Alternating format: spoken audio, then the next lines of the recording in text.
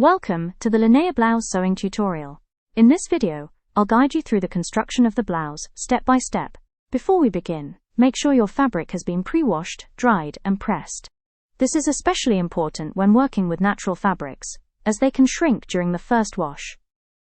Let's start with the cutting layout. This is one of the suggested layouts for sizes small, medium through large, extra large, using fabric approximately 132 centimeters or 52 inches wide. For other fabric widths, you'll find additional suggested layouts in the Quick Start Guide, included with your Linnea Blouse pattern. Start by cutting the front and back bodices on a double fold. Refold the remaining fabric to a standard single fold for the sleeves and facings. The facing pieces are also cut from the fusible interfacing. Here is the suggested layout. Once you've finished cutting, it's time to prepare the neckline facings. Following the manufacturer's instructions, iron the interfacing onto the wrong side of the neckline facings. I'm using skin tone Linnea G785 for this blouse, but any fusible interfacing suitable for light to medium weight fabrics will work well. With the facings prepared, we're ready to prepare the neckline split. Place the front bodice flat on your work surface, right side up. As you can see, I've already marked the drawstring openings and the finished length of the split, following the pattern notches. These markings help me see where the cutting line will go. I've also added a 10.5 centimeters, or 4, and an 1/8 inch mark to show where the cut should end. Now, draw the center front line as your cutting line, and cut from the neckline edge to the 10.5 centimeters mark, following the center fold line and grain line. Next, we'll repeat the same markings and cut on the front neckline facing.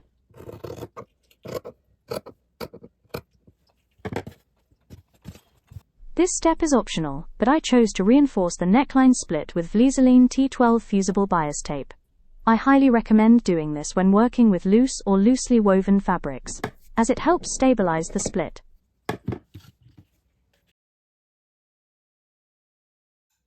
Place the front neckline facing on the front bodice, right sides together, matching the neckline and split edges. On the wrong side of the front neckline facing, mark the sewing line around the split. At the bottom of the split, the sewing lines should meet in a softly rounded V. The point of the V should be approximately 0.5 centimeters, 3/16 inches, from the bottom of the cut. Round the sides of the V upward for approximately 2.5 to 3 centimeters, 1 to 1 and 1/8 inches. From there, continue the sewing lines straight towards the neckline edge, approximately 1 centimeter, 3/8 inches, from each side of the cut. Leave a 1.5 centimeters, 5/8 inches, opening on each side for the drawstring casing. The opening should begin approximately 2.5 centimeters, 1 inches, from the raw neckline edge. Pin around the split, then sew along the marked lines. Remember to leave the drawstring openings unstitched.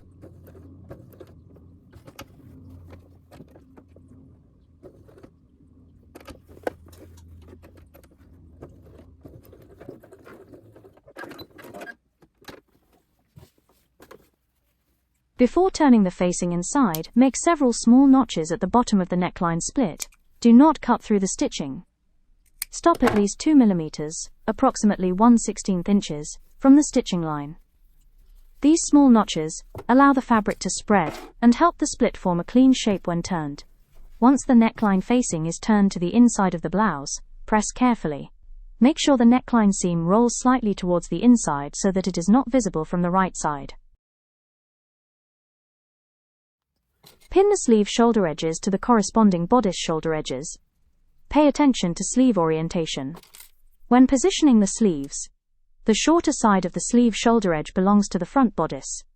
The longer side of the sleeve shoulder edge belongs to the back bodice. Place the back neckline facing and the two sleeve facings on their corresponding pieces. This will help you see how all the facing edges should connect. Then, pin the facings together.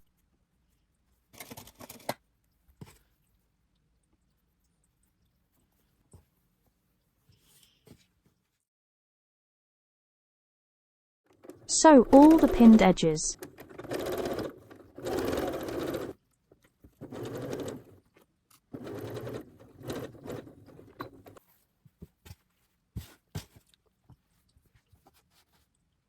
Once you've finished sewing, press the facing connection seams open. Next, finish the raw bottom edge of the neckline facing with an overlocker or serger.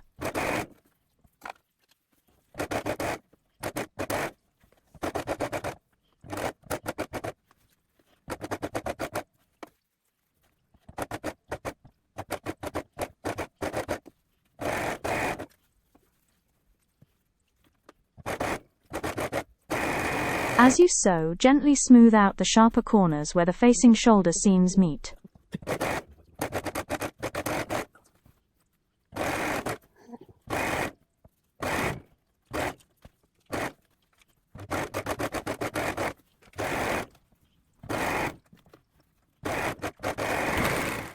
Next, finish the shoulder seams you have just sewn with an overlocker or serger. Sew the overlock seam from the sleeve side.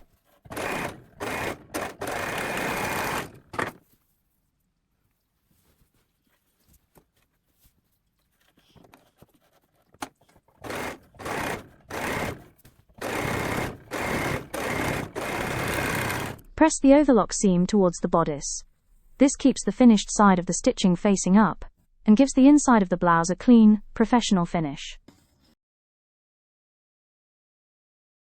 Before sewing, I matched the neckline edge of the facing to the neckline of the bodice, right sides together. I carefully aligned the shoulder seams and pinned around the neckline. Now I sew around the entire neckline with a 1 cm or 3/8 inch seam allowance.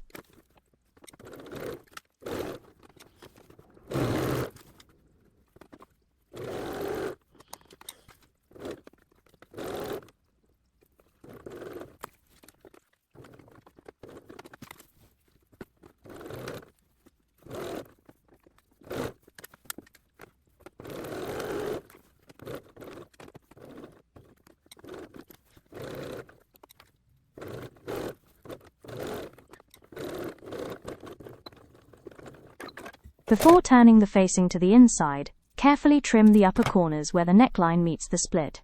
This will help the corners turn neatly and give the neckline split a clean finish.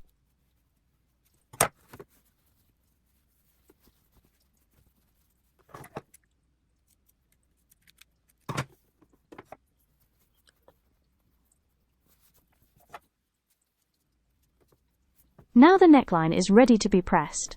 When pressing, gently roll the seam slightly towards the inside so it isn't visible from the right side.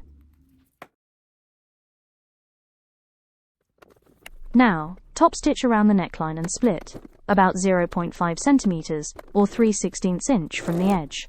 Remember to leave the marked drawstring openings unstitched. They should be 1.5 centimeters or 5/8 inch wide and positioned about 1.5 centimeters or 5/8 inch from the finished neckline edge.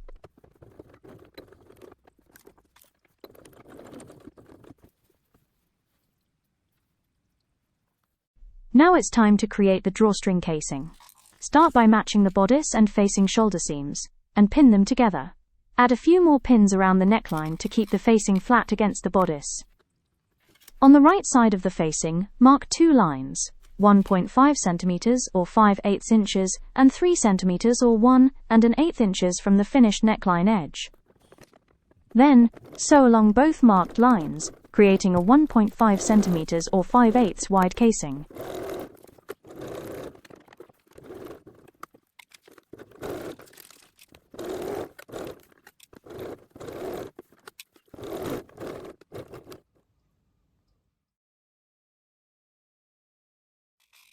Place the front and back bodice pieces right sides together.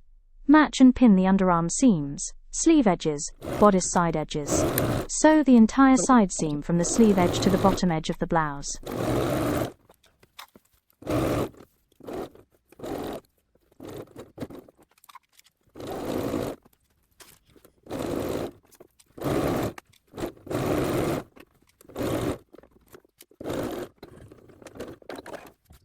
Finish the seam with an overlocker serger sewing from the side of front bodice. Then press the finished side seams towards the back of the blouse.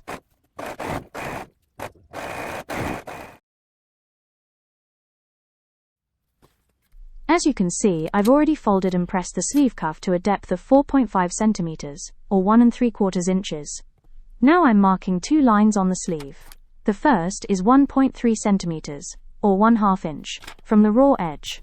This marks the second fold, and will also be the first casing stitch. The second line is 1.5 centimeters, or 5/8 inch, from the finished sleeve edge and marks the second casing stitch. Here I have already folded and pressed along the 1.3 centimeters line towards the wrong side. I'll leave an approximately 1.5 centimeters, or 5/8 inch, opening near the sleeve underarm seam for inserting the elastic. I'll start by stitching the second casing line, 1.5 centimeters, or 5/8 inch, from the finished sleeve edge.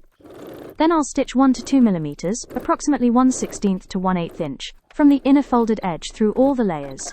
This creates the upper casing stitch. Here you can see the pressed double fold hem, with the raw edge neatly enclosed. To create this hem, mark a line 2 centimeters, or 3/4 inch, from the raw bottom edge on the right side of the blouse. Fold and press along the marked line, then open the fold and fold the raw edge inward again to meet the first fold. Press once more. Now all that's left is to stitch from the wrong side of the blouse, approximately 2 millimeters, or 1/16 inch, from the inner folded edge, catching all the layers. Measure your wrist to determine the desired finished length of the elastic. The amount of ease is up to you and will also depend on the type of elastic you're using. As a general starting point, you can add about 2 centimeters or 3/4 inch for joining the ends. I wanted a snugger fit, so I've made my elastic slightly shorter. Cut 2 equal pieces of elastic.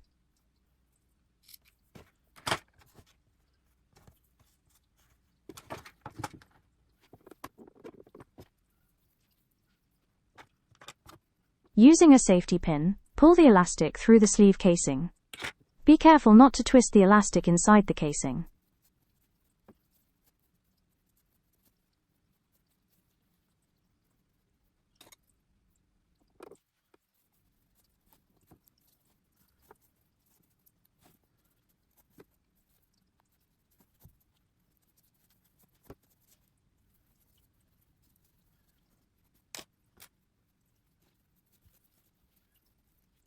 Once the elastic has been inserted, overlap the ends and join them securely with your sewing machine or by hand.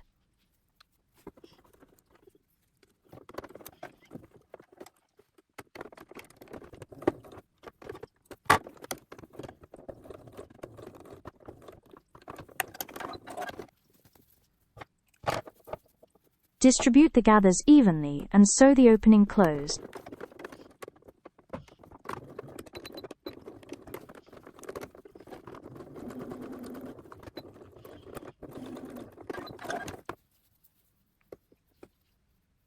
We're almost finished.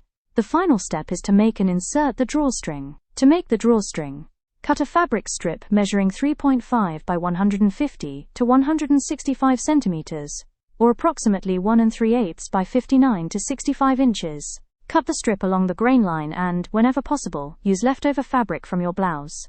If your fabric is not long enough, you can join 2 strips together to create the required length. To create the drawstring, use an 18 mm or 3/4 inch bias tape maker. Feed the strip through the tool and press the folded edges towards the center as you pull it along the strip. Fold the strip in half lengthwise, press again, and stitch along the open edge. If you prefer, you can also use a ribbon instead of making a fabric drawstring. Choose a ribbon that fits comfortably through the 1.5 cm or 5/8 inch casing. A ribbon between 0.75 and 1.25 centimeters or 1/4 to 1/2 inch wide works well. Insert the drawstring or ribbon through the neckline casing and adjust the neckline width to your preference. Once you are happy with the fit, trim the drawstring length if needed. Finally, give your blouse a careful final press. Pay special attention to the neckline split, shoulder seams, sleeve cuffs, side seams, and bottom hem. And that's it. Your Linnea blouse is ready to wear.